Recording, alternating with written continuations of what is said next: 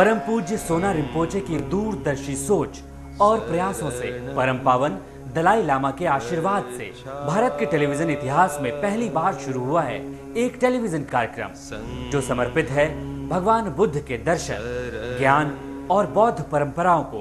कार्यक्रम में दुनिया के तमाम बड़े बौद्ध धर्मगुरु, बौद्ध ज्योतिष शास्त्री रोज आप तक पहुंचा रहे हैं अमूल्य जानकारियां। सबसे पहले देखिए बौद्ध धर्म से जुड़ी महत्वपूर्ण जानकारियां। बुद्धं शरणं गच्छामि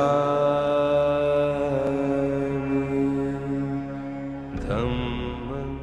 कार्यक्रम शेराप सेंगपो आपको हर रोज भगवान बुद्ध और उनके दर्शन से रूबरू करा रहा है। इस कार्यक्रम में हर रोज आप भारत के अलग अलग हिस्सों में रह रहे बौद्ध धर्मावलंबियों की जिंदगी और भगवान बुद्ध में उनकी अपार आस्था से रूबरू होते हैं।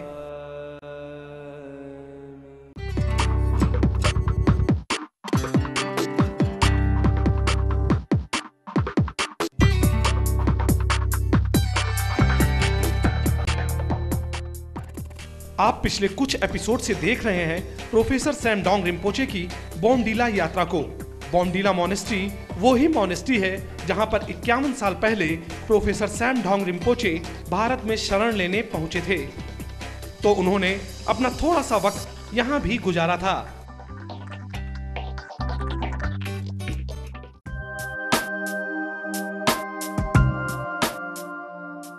वक्त बदला, नजारे बदले। 51 साल पहले का ये छोटा मठ आज भव्य मॉनेस्ट्री में तब्दील हो चुका है। मठ में आज 250 भिक्षुओं के रहने की व्यवस्था भी है। मॉनेस्ट्री को इस भव्य रूप देने के पीछे सबसे बड़ी मेहनत छुपी हुई है परम पूजनीय द 13 सोना रिम्पोचे की।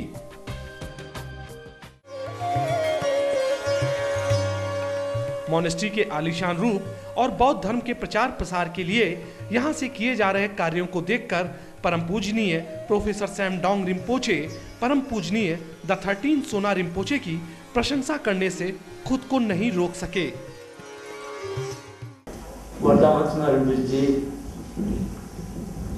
बहुत बचपन के समय से हम जानते हैं जेपुम बिहार में अध्ययनरत रहा और उसके पश्चात समाज की सेवा के लिए, मौन की जनता की सेवा के लिए, धर्म और राजनीति दोनों की क्षेत्र में आपने अपनी सेवाएं प्रदान की और उसके साथ साथ उनका मूल कार्य बुद्ध धर्म की प्रचार और प्रसार और भिक्षु संघ की स्थापना और भिक्षु संघ की साथ धर्म के अध्ययन, अध्यापन और अनुशीलन की कार्य को आगे बढ़ाने के लिए कुछ ही वर्षों में आपने बहुत महत्वपूर्ण कार्य किया। कार्यक्रम के अगले एपिसोड में भी हम आपको दिखाएंगे प्रोफेसर सैमडोंग रिम्पोचे की बोमडिला यात्रा को।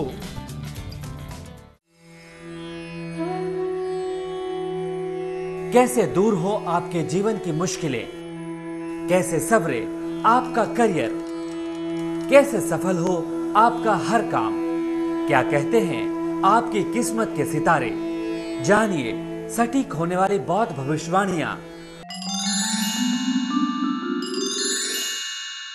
ट्रस्ट के लिए नमस्ते। 20th January 2011 Thursday and 16th lunar day of the 11th month of Iron Tiger year. Elemental combination is wind and wind, which is a good elemental combination, and this combination has inspiring energy that fulfills one's wishes without delaying. Good day for taking decisions, and most of your plan and project can be accomplished successfully.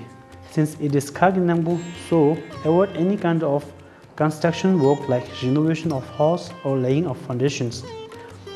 This day is especially good day for people of tiger and rabbit ears. And Pomdong or empty was is at east direction, so important activity should not be done while facing east.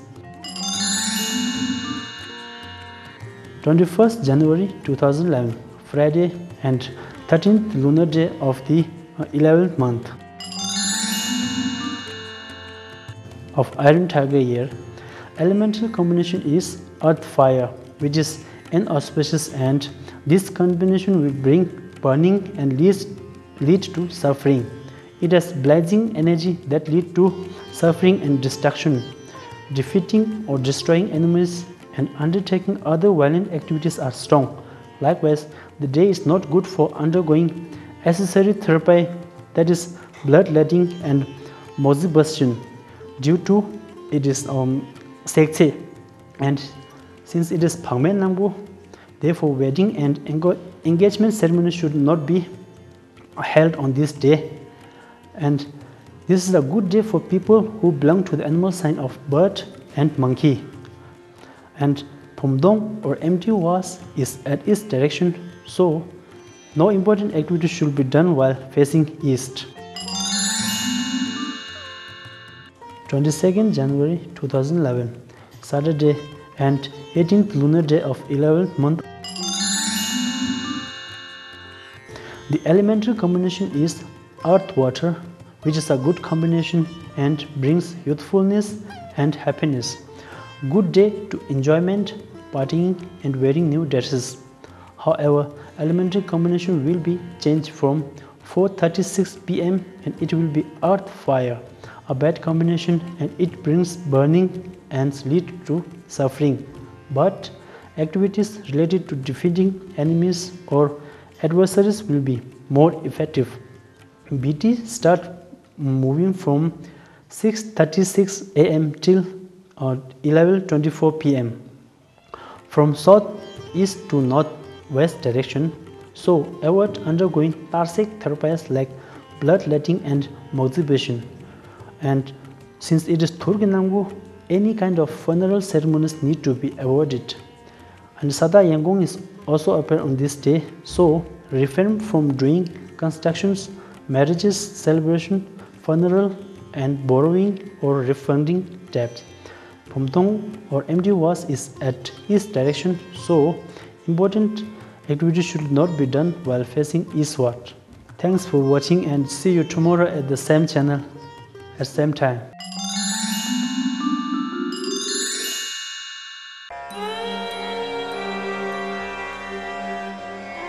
बुद्धं शरणं गच्छामि। क्या है भगवान बुद्ध का दर्शन, बौद्ध धर्म का गूढ़ ज्ञान, कैसे मिले दुख से मुक्ति, कैसे पाएं बुद्धत्व, क्या है धम्मम, क्या है संघम। ये कार्यक्रम आपको हर रोज दे रहा है ऐसे तमाम सवालों के जवाब। आज बौद्ध धर्म के प्रकांड विद्वान प्रोफेसर सैमडोंग रिम्पोचे से जानिए भगवान बुद्ध का दर्शन और बौद्ध धर्म का सही ज्ञान। आत्मा के प्रति एक आस्था होना चाहिए, विश्वास होना चाहिए। मैं जो कुछ भी हूँ ये ठीक ये हूँ, कोई हे नहीं हूँ, कोई श्रेष्ठ नहीं हूँ। और इस अस्मिता को, इस अस्मिता में हम जन्म हैं, तो इस अस्मिता में हमें मृत्यु को प्राप्त होना चाहिए। हम किसकी पिछला वो नहीं होना चाहिए, हम किसकी नकल नहीं करेंगे। ये अस्मिता को पहचाना मनुष्य के हर कार्य की पहला कदम है। इस पहला कदम को आप सबका सोच विचार कर लेना चाहिए। एक सही बात मैं आपसे कहना चाहता हूँ। और दूसरा बात, अगर हम अपने अस्मिता को संजोए करके, सुरक्षित करके, संरक्षित करके रख भी लेंगे, तभी अति आधुनिक और उत्तर आधुनिक की चुनौतियां हैं, उससे हम बचने वाले नहीं हैं। बहुत सारी चुनौतियां हैं, लेकिन उसमें 4 बहुत खतरनाक चुनौतियां हैं। उसमें सबसे पहले आर्थिक विषमता। इस विश्व में आर्थिक समता नहीं है। अमीर तथाकथित विकसित देश विकासशील देशों का शोषण कर रहे हैं। अमीर और गरीबों के बीच की जो खाई है वो निरंतरता बढ़ते चले जा रहे हैं। ये कभी कम होने को नहीं आ रहे हैं। यह सारे जगत की समस्याओं का एक मूल बिंदु के रूप में, मूल कारण के रूप में विदित है और इससे अनेक चीज और उत्पन्न होता है। आर्थिक विषमता, महाद्वीपों की मध्य में, देशों की मध्य में, क्षेत्र की बीच में और व्यक्ति के बीच में यह विषमता मनुष्य को एक अनेक प्रकार की हिंसा के रूप में उकसाते हैं। और दूसरा जो चुनौती है, समस्या है, वो हिंसा का है। प्रत्यक्ष हिंसा और ढांचागत हिंसा, अप्रोच हिंसा, आतंकवाद के रूप में, युद्ध के रूप में व्यापित हैं। आज इस उत्तराधुनिक युग में हिंसा और विध्वंस एक लाभदायक व्यापार हो गया है। इस व्यवसाय से बहुत से देश जीवित हैं। आतंकवाद जब तक समाप्त नहीं हुआ, युद्ध तब तक समाप्त नहीं होगा, आतंकवाद तब तक समाप्त नहीं होगा जब तक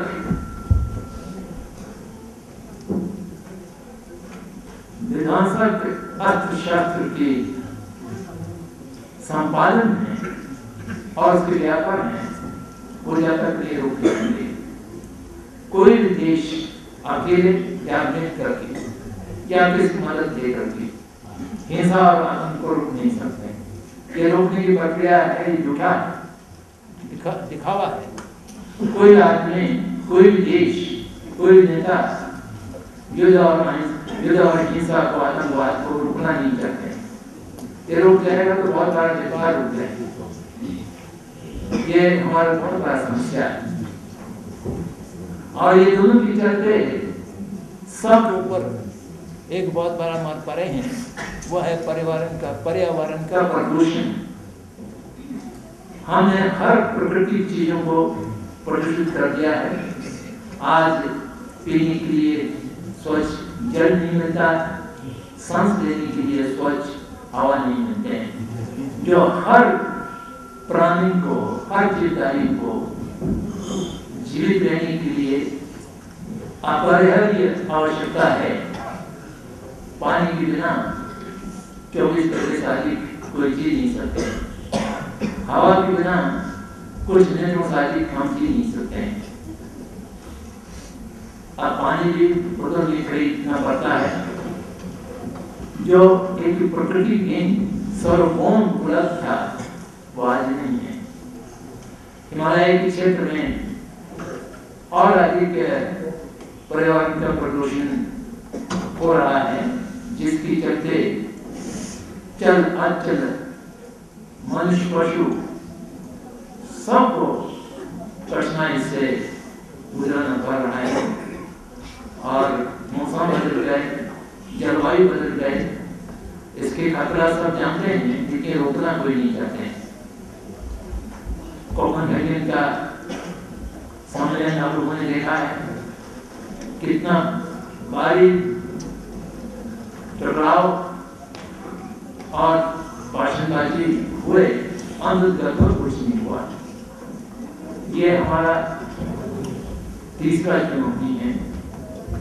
और चौथा चुनौती बड़ा अजीब सा चुनौती है, जिसको आजकल की भाषा में धार्मिक आश्लेषणता कहलाते हैं।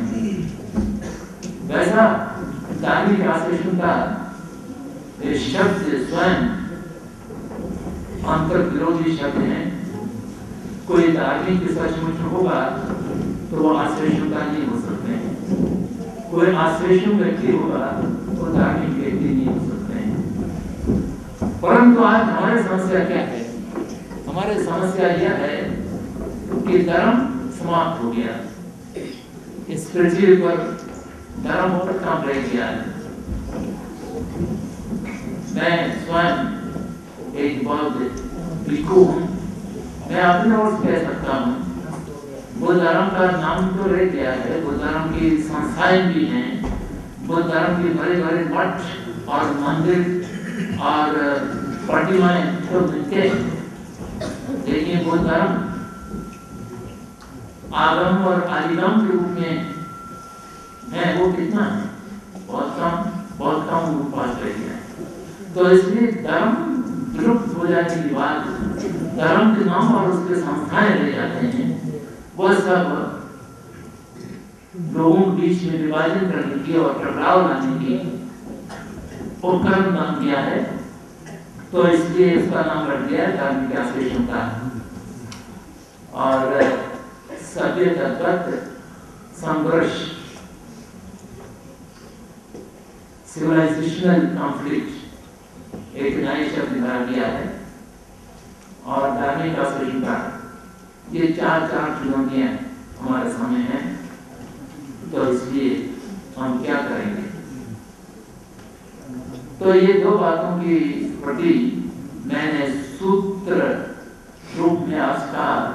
एक तो अपने अस्मिता को पहचानिए और उसको रखिए, जिससे इन महान चुनौतियों से लड़ने में आप स्वयं सक्षम